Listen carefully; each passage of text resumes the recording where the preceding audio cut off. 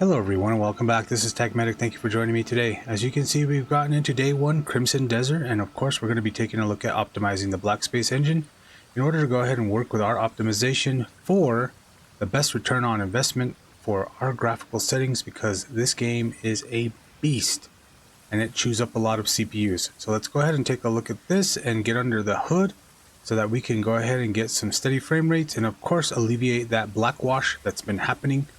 Okay, one of the first things that you're going to notice is that there's going to be this real hazy, kind of like weird ambient occlusion happening in the background, and of course it's going to distort all of these images around us. So as you can see here, we've got some pretty good solid shapes, and of course the details are coming through. Now let me go over there and change the settings back to what it originally was so you can see what a mess we were looking at. Okay, as you can see, we've got the graphics turned all the way back to the base setting high, and nothing else is turned on within the graphics as well. And you can start to see that there's a lot of artifact distortion that's happening in the background imagery. It almost looks as if though you're looking through this crystallized prism where there are many different sparkles happening on the back textures. And if we move closer to the items, we can start to see that they artifact and they start to break up. And this is because they're trying to construct everything in real time, utilizing the rays. And of course, the AI is not picking up on this because this game does use BlackSpace. It is trying to articulate these textures, and it's kind of putting them off in this weird manner, and where you can see it looks like it's materializing liquid. And of course, you can start to see how the shadows are a bit deeper, but they are definitely more blurry. You can see that we got some artifacts coming in with the lighting here, which is all nice, fine and dandy, but it makes it look like a weird washed out Valheim type metal on, especially on the helmet. So let's go ahead and show you what we need to change. In order to go ahead and change this, let's go to others, let's go to options, and of course settings. And you're going to see your initial graphics over here. We need to go ahead and change this to post-processing because it's going to help with the shadows, and of course low, the accuracy of post-processing effects such as physics is low, prioritizing performance. So this is going to save us on some of the performance there, but it directly affects increasing this setting provides richer and more realistic visuals.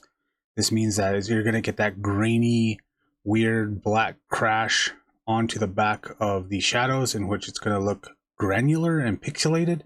We don't want that, so we're going to clean it up by putting that on low.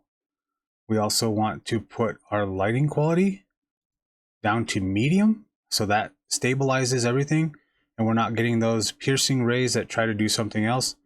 And of course, if you're wanting to keep ray tracing on, go ahead by all means, but I'm going to turn it off because it's going to save us on more FPS. Now once we do that, we can go into video, and of course we see that our upscaling mode is off. I want to go ahead and use DLSS 4.5. I want to keep the upscaling resolution at balanced, and I want to turn on DLSS ray reconstruction. This ray reconstruction is going to get rid of all of those artifacts that are popping up in the background, as we saw. So when we turn that on, we don't have to use Nvidia Reflex at all. You can fix your contrast. Mine is at 50, and of course my regular brightness is at 50 as well. So those are the settings that I'm going to use. I'm going to click apply, and of course once we got that set up, we're going to see everything in a much more cleaned up environment. As you can see here, all the textures may not be as sparkly or as magical as they were before, but we're going to get some very clean visuals so that we can definitely go and explore. As you can see here, we can definitely tell more detail in the shadows, especially as we make our way this way. And of course, you're going to get a little bit of artifacts, but hey, they're still working on this. But this is the way that I went ahead and fixed my FPS so that I can go ahead and have crisp, clear graphics that will aid me in my adventure of exploring all of Pywell. Well met. Okay guys, so as we're going to go ahead and run through town, we're seeing that our new graphic settings are in place.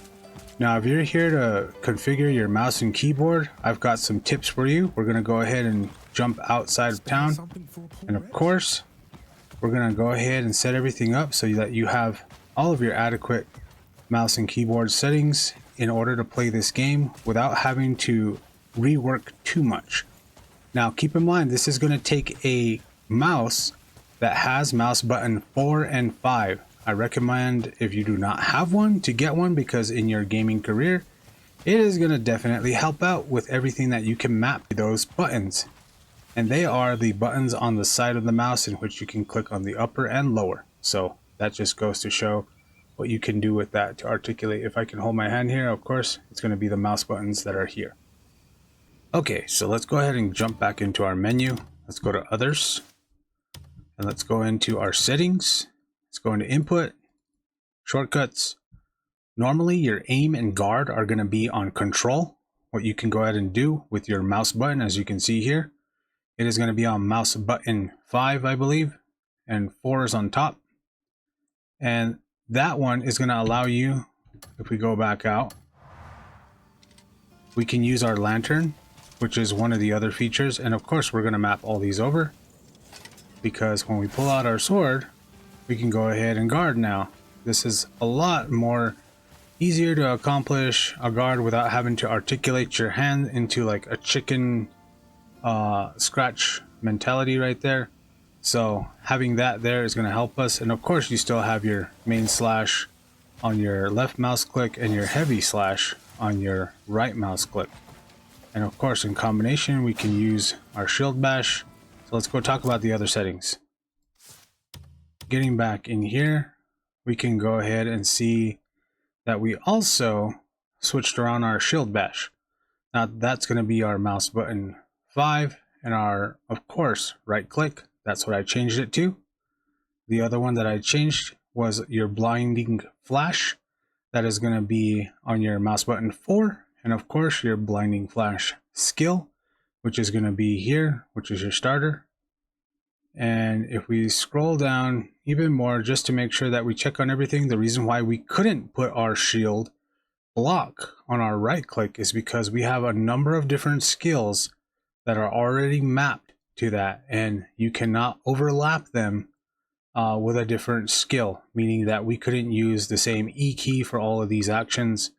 It's just pretty much how they built the UI. Pretty cumbersome, I know, but with these simple changes of getting your shield bash, your blinding flash here for the focus skill, and of course your aim and guard on these specific buttons, you can accomplish all of that. So if we go back out, we can see that we have our main blinding flash, and then if we focus it, we can go ahead and target that so that we can go ahead and power whatever mechanism or do whatever we need there. And of course, we have our block and we have our shield bash. And of course, we can go ahead and run around. And I highly recommend you get this done for your shield block, because when you're running into enemies, you can go ahead and plow through all of them. It's one of those secret skills they don't teach you, but it's definitely effective. As you can see here, we've got everything optimized so that the background is still coming through crisp and beautiful, as well as the foreground here showing all the foliage, the trees, and of course this tower right above the first town that you get to. We're able to see that everything is coming in crisp and clear. Of course, this is on an older system, but it still works pretty well. And with all these settings in mind, you can go ahead and expect to explore Pywell with good graphical fidelity, as well as good processing, because that's what really matters when it comes to the gameplay. So with that, guys, please like, subscribe, comment, and we'll see you all in the next one. Have a good day. Bye-bye.